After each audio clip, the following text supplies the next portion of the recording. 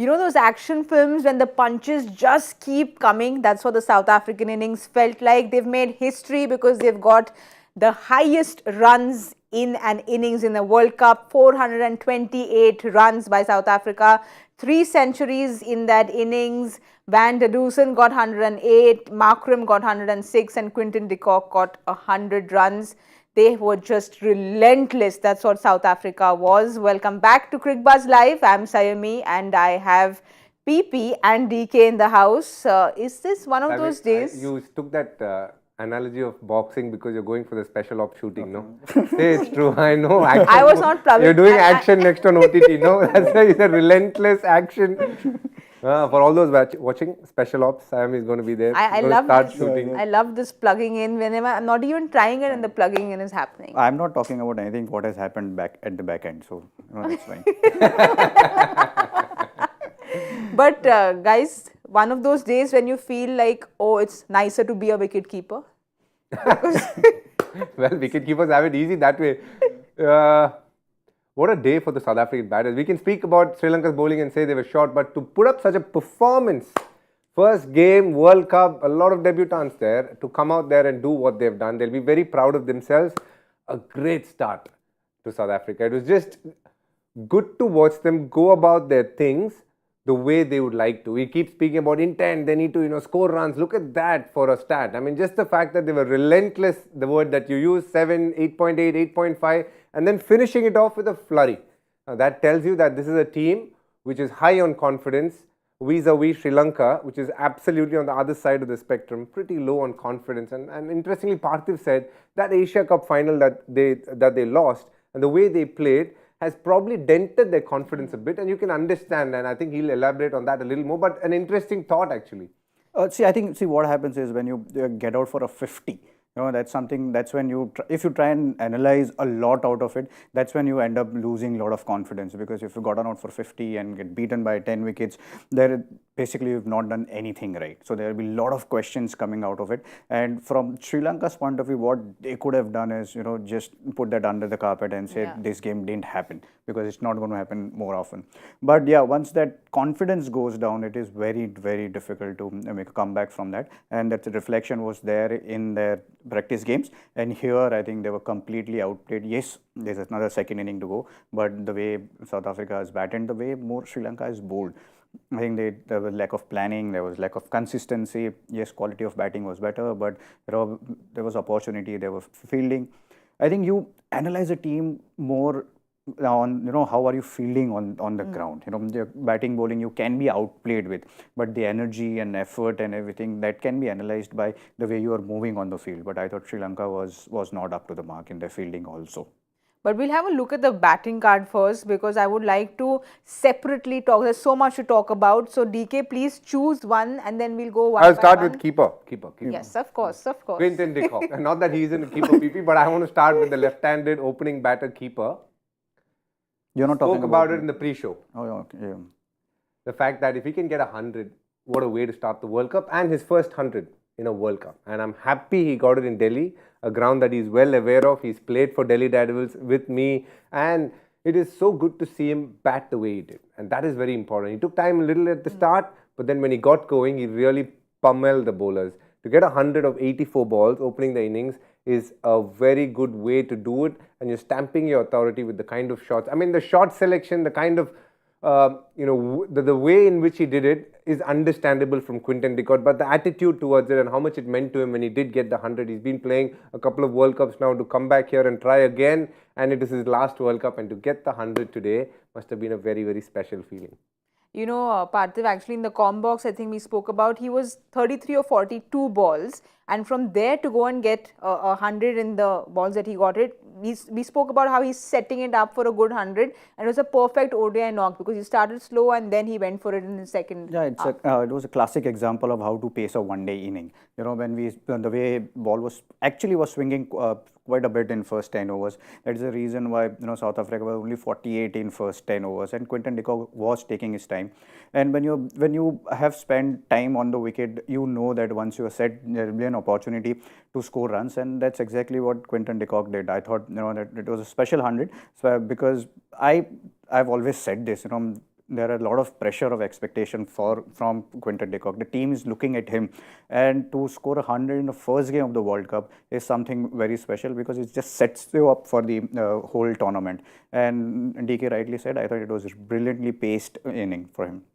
Okay, then on to number 2. Van der Dussen is somebody I was reading about, and he said he has 4 brothers who apparently, when they were younger, they all played cricket together. And the punishment used to be, if you got out, you had to do the household chores. And the brothers said that he's never even made coffee for us because he just never got out. So we can see that stayed with him even now because he just didn't want to get out. Yeah, even today it never looked like he's going to get out the way he was playing. I think it was a right fiddle that he played with Quinton de Kock. If you look at the strike rate of, it is under 100, but it's still a great strike rate of 98. But yeah, I think, he's someone who's very correct the way he plays spin. He uses sweep shot really well. And when you're talking about sweep shot, it wasn't a conventional sweep. I thought he played reverse sweep really well. And then a couple of shots which he played to Dhananjaya De Silva of stepping out and hitting him over cover against the spin. It shows that he's picking up the length very quickly. Only then you can execute this kind of shots. And that is the reason why he could hit boundaries and rotate the strike both. I remember watching him in 2019 World Cup as well, and that's when he was batting at number 5, 6, and it looked like, someone will have a big future. But today I thought, he stamped its authority here, and there's a reason why everyone is saying that South Africa can be dark horses, and they look like a team which can actually topple top sides also. DK, very interestingly, PB spoke about this in the com box as well, is he was using the reverse sweep very intelligently, which was wonderful to watch. But besides that, what stood out for you? From the outset, if you see how he goes about his batting, a very leg side dominated player. He walks into the ball a lot. And today, again, he did that a lot to the spinners, the way he got down and swept and reverse swept. For me, what stands out with him is the angles he creates when he bats. A lot of players bat from the crease, but Rassie van der Dussen is a little different in that accord because he looks to get across and after that use the leg side to good effect. Even when he got 100 against us in India in the T20s, not 100, maybe a 50 plus good score. The one thing that he was doing really well was to cut angles of the ball, no matter how fast you bowl at him. Today, yes, Sri Lanka went the fastest bowlers, but the way he operated in terms of using the angles, we always speak about using angles as a bowler, but what he does as well as a batter is cut into the length of the ball a lot better than a lot others would do. And that is the speciality of his batting. He is never going to be a big six hitter, but he'll always find the gaps at awkward places. And he's the kind of batter you will find it hard to set fields to. He's good over covers and he's very good on the leg side. So it's difficult to set fields to him. From the spinners, one of his strongest suit is to play the reverse sweep, and he plays it with a lot of, let's say, a lot of area that he covers with his sweep shot, and that makes it really hard as a captain because if you set the field for reverse sweep, he's decent over covers, so then it becomes an issue, and that's why he's a tough bowler, tough batter to set a field to. And I liked how he went about it. Very, very Rassie van der Dussen way of doing things. Just put away the bad balls, but once he got to 50, which is a landmark he wants to get, then he opens up with a lot more shots, and that's what you saw. He is the glue around which the South African team operates. They rely on him to stay there and play that, I don't like using this word much, but he is the anchor in that team. He likes to bat in a way which he's able to bat deep. And that's why sometimes, even if he's doing really well, if he's not able to get the runs at the back end of the innings, you'll see some other batter coming in and doing it a lot better than him. But that early part, what he does, is very useful for South Africa. Alright, I think we should take a deep breath because Markram really took our breath away. He came in, Parthiv said in the com box that I think he can get 100, so we have to give Parthiv the credit because he said over 400 and Markram getting 100 were the predictions. Forget the rules of what we do at Cricbuzz Live, but these predictions he got at the com box, and he was just splendid. The fastest century in the World Cup, you called it. So please, Parthiv, a little more on this. See, sometimes when you look at a batter in an inning, you get that feeling, right? I mean, everything is coming out of the middle of the bat, and that's exactly what was happening with Aiden Markram today. Especially when we saw those two boundaries which it strayed down the ground. It was like completely out of a textbook. And there was one on drive also, which definitely went straight to mid-on, but it was still, he was timing the ball really well. And after that, we know the kind of wicket it was, and he's someone who's very good at pocket hitting. We talk about it, hitting over cover, hitting the gaps, more like Van der Dussen, but he still has power also to hit those big sixes, and that's exactly what has happened. Sometimes it just, when you're looking at a batter and you get that gut feeling that it looks like that he'll get 100, and He batted exceptionally well. He knows his conditions really well. He's spent a couple of years or 3 years playing IPL, so he knows Indian grounds really well. Especially this ground where once you are set, it is easy to hit boundaries and sixes. And he was basically set from the dressing room itself, because the way he was coming and scoring runs for fun. And basically, DK spoke about the Rassie Dussen style of batting, but the way Rassie Dussen bats, that allows Aiden Markram, the Henrik Klassen, and David Millers, and Quinton de Kock to play with a higher strike rate. I think that's where Rassie Dussen is an important player, but I thought Markram's 100 was a standout 100 out of all 300s. But DK, it's interesting, Parthiv says this because Markram is someone who was known to be that classic player. He was not known to be like the big hitter, probably like a Maxwell, but he's turned it around. And how? Because he is the fastest centurion in a World Cup. Yeah, if I had to use a word, it would be resplendent. The way he's just batted, the kind of shots, the array of shots that he showed today was right out of the coaching manual, because there wasn't many lap sweeps. Yes, he played the one reverse scoop overshot third, but other than that, most of his shots were cricketing shots, and he is earmarked for the future as a leader. He was a South African under-19 captain as well. You can see he's led in the SAT 20 league that just happened. Their team won the Sunrisers. That's right, the Sunrisers team that he was captaining there won it, and he is somebody who is looked at as the future of South African cricket. I remember when he came into the team, he was an opener.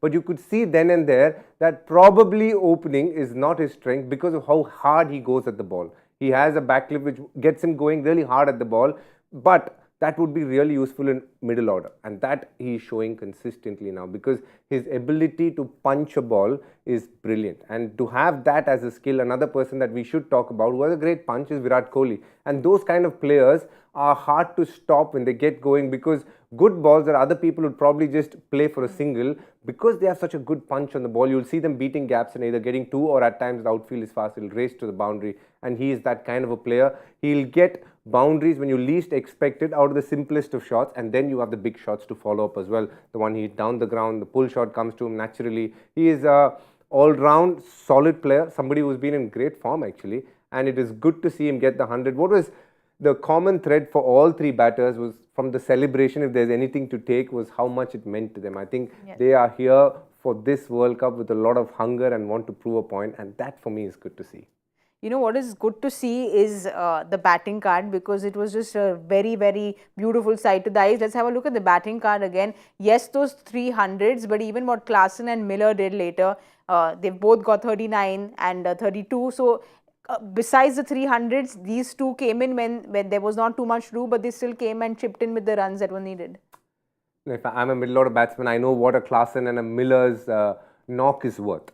Doing that is always not spoken about as much as somebody who scored 100, and that's exactly what's happening here. But I'm happy we brought this topic up, because again, they've played a role selflessly, especially Klassen. It could have been easy 50 for him. The way he was batting, I don't think anybody was going to stop him. But just the choice to take on the bowlers consistently showed the man that he is from a team point of view. And David Miller, that's exactly his role. Go out there, take a few balls, but then when you get going, try and get as much as possible. And those two last partnerships that you see, Klassen Markram and Miller Janssen, tells you how good their batting is up to number 7. Consistent partnerships, 78, 41, 45 is the kind of partnerships that you'll require in most games. And it was good to see them three do it so well today. And must say that the Sri Lankan bowling really didn't help in terms of how well they did, but I must say the batting was top notch. I think, see, when you're batting at number 5 or 6 in one-day cricket, I feel that's the most difficult position to bat, because you'll always come into bat at a difficult situation.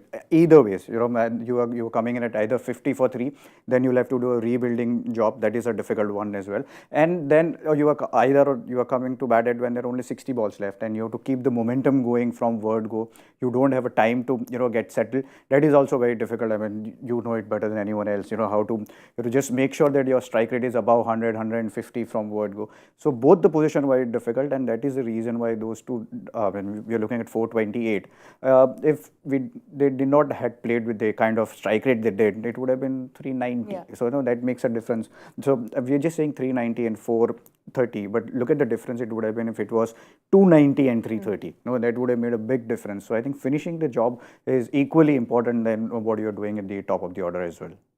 DK, in the com box, when I asked Parthiv that Sri Lanka's plan is all over the place, what must he be thinking right now? He said, I don't think any bowler will be looking at him. So it's that kind of a day which I don't even know if we should ask for the bowling card, but we might as well do it. But it's just that kind of a day when nothing went right for Sri Lanka besides that first quick wicket that they got, and then just nothing. It's just too many young bowlers also there, so their inexperience also came in, and just nothing went. We spoke about the most inexperienced team in this World Cup being Sri Lanka, and it shows on the screen.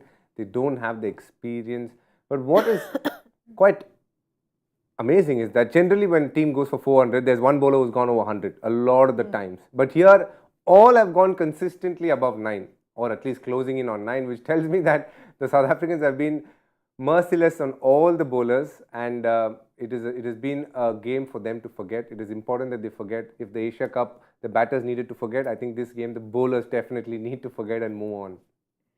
But also, if you can see the bowling card, the Pathirana and Velalage, we spoke about them going to be the key bowlers for Sri Lanka. Yes, they went after everyone, but both these two young boys who we think would become men this World Cup, unfortunately have been really chased down by the South Africans. Yeah, I think we've just been too harsh because we're expecting too much out of them. We're expecting a lot out of Pathirana and Velalage. There's nothing to take away from their quality or skill. Yeah, today was not their day. They did try to, Pathirana did try and bowl those Yorkers or slower ones. It didn't land it.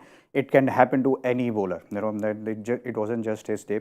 With Velalage, I mean, you got to understand it was a very flat wicket. The ground is small. There was no spin at all. And the kind of form which Quinton de Kock was in, or Rassie Dussen was in, and then Henrik Klaasen came in and just smashed Velalage. So, out of this performance, these two boys will definitely learn a lot of things. Yes, you will go for runs, but how can you stop it? How can you from 95 can become 70? I think that can make a big difference into their career going forward. So there are a lot of learnings, but there is nothing to take away from their quality. They are quality cricketers, which they will go on to become better than that. So as DK said, you'll have to just forget and try and learn from this performance. The one thing that is alarming, if I had to dig deep a little bit into their bowling, is the fact that they bowl plenty of full tosses, all the three main bowlers. And out of that, Pathirana is somebody who is known for just the two balls, the Yorker and the bouncer, or not the bouncer, the slower one. And he himself bowled a few full tosses. That is the worrisome part. If you're executing well and still they manage to hit you, that is okay. But the number of full tosses that all three fast bowlers bowl at the back end when they were put under pressure, that is something that is alarming from a spectator point of view when you're looking at how Sri Lanka went with things. Well, it wasn't Sri Lanka's day with the ball, and nor was it Afghanistan's day, because we'll have a quick look at the summary with what happened in the Bangladesh and Afghanistan game. Bangladesh won by 6 wickets, and Mehdi Hassan was, pick of the players for Bangladesh, 57 with the bat, and then he got those 3 wickets, 3 for 25. PP, it was just again one of those games where Afghanistan didn't know what to do at all. Yeah, I think more than that, the way Bangladesh played, there's a lot of talk about Bangladesh team, then Tamim not coming, Shakibul Hasan taking over and all of that. So they needed something like this. It needed to start World Cup in a good note, which they did today. And then we spoke about Mehdi Hassan Miraz. I think he's been their performer for a while now, almost for a year. He's been taking wickets, he's been scoring runs, and that's exactly what he did today. I think this win should give them a lot of confidence. Yes, it was against Afghanistan, but win is a win in World Cup. You want that to start with, and that's what Bangladesh did today. So they would try and capitalize on something which any team would have to start with a win. But DK, you feel like Bangladesh, Afghanistan almost like peers, if I can say, because there are the top 6 teams, and then when you're playing against somebody who you feel you can get the better out of, but you don't manage it, Afghanistan will go back feeling very disappointed, because like I said, they're teams which are at par almost. Afghanistan has been pushing teams, be it the Asia Cup, be it before that against Pakistan in the bilateral that they had. This is a very disappointing loss for them. They didn't compete. I mean, if you saw how Bangladesh went about their bowling, at the start they were bowling slightly full, but then they resorted to short bowling a little later when they knew that the Afghani batters were much more comfortable playing short square of the wicket. And when they started bowling the short balls, they were all at sea. They lost a couple of wickets, and the fact that they didn't manage even a par score will be disappointing. If you look at how Bangladesh's batting has gone, and that has been their biggest Achilles heels in their ODI cricket so far. The fact that their batting has let them down a lot more, along with Sri Lanka. Both those teams are the lowest ranked teams after Netherlands in terms of the batting numbers, and that this match is telling you that story again, and that is what they wouldn't be upset about. And the Bangladesh side of things, there are three key players for them who they would rely on to do well consistently. One is Shakib Al Hasan. He's come really good this game, especially with the ball picked up 3.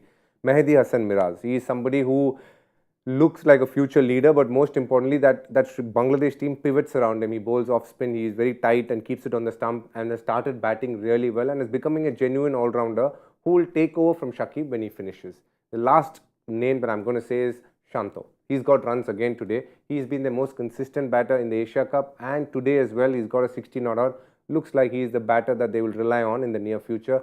So good things for Bangladesh, good start. I agree that they might not probably go on to blast teams in the World Cup, but the fact that they beat Afghanistan and they move forward in a convincing manner will give them a lot of confidence. We'll just have a look at the points table, because I think Bangladesh will be happy to get off the mark there with those 2 points. Parthiv, you know, they were coming into the World Cup with a whole lot of turmoil. So it's a good start, something that Bangladesh wanted, especially because of what they've come into the World Cup with. Yeah, I think it's very important to start with the win, especially what has happened at the back end just before the selection and stuff.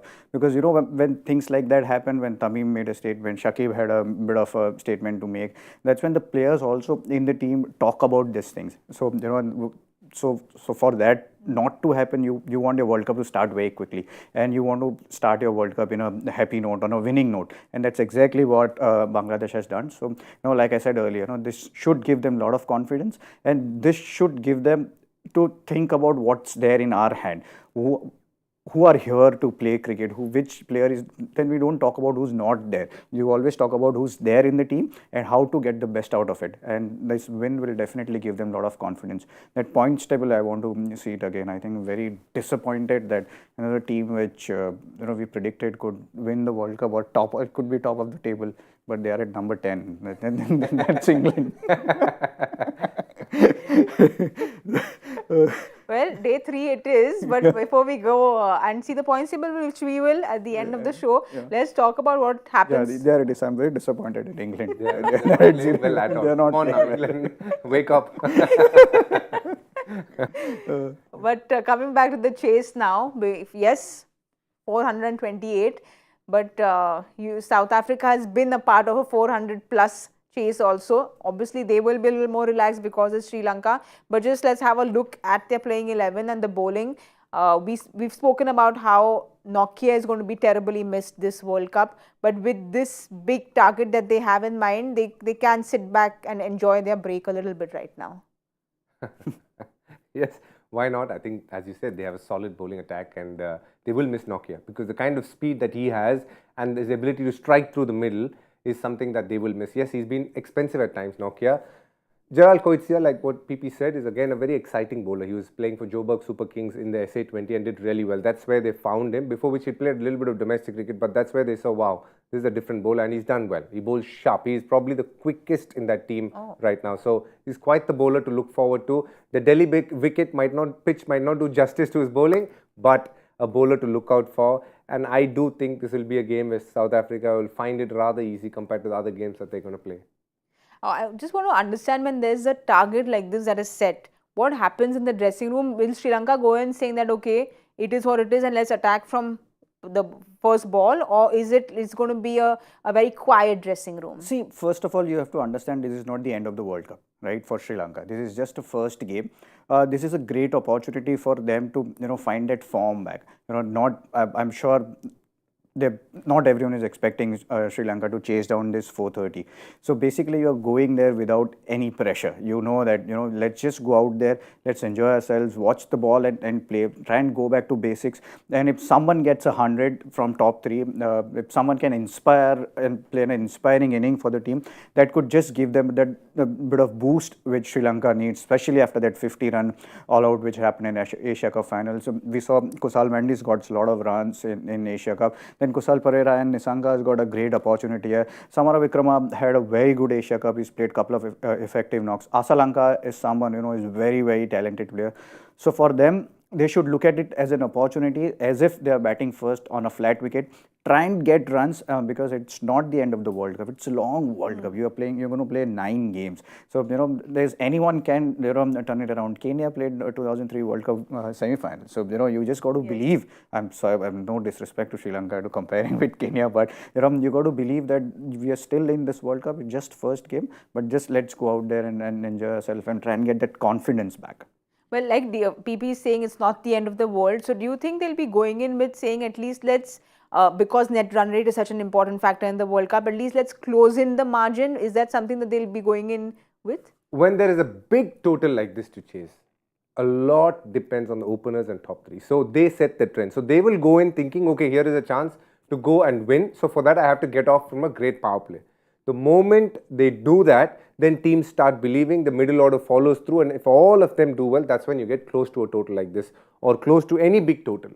But if you lose a couple of wickets, that's when they'll start assessing, saying, okay, looks like we might not get anywhere close to the target. Let's close in on the net run rate and not lose so badly that if we have a good tournament at the back end, it comes back to bite us because we've had a bad game on the first game. So that is how most teams will operate.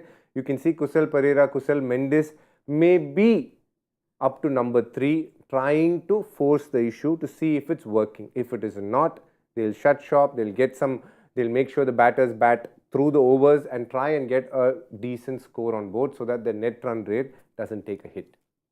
All right, PP, you got some predictions right, but in the I was the closest with 330. I said 100 runs here and there. So 330, 430. Say 430, but I'm saying you were very correct in the Combox prediction. So I think now that it's your first day also, now I think you're going to, I think you should go for it. Your prediction at the power play point. Power play point, 45 for 2.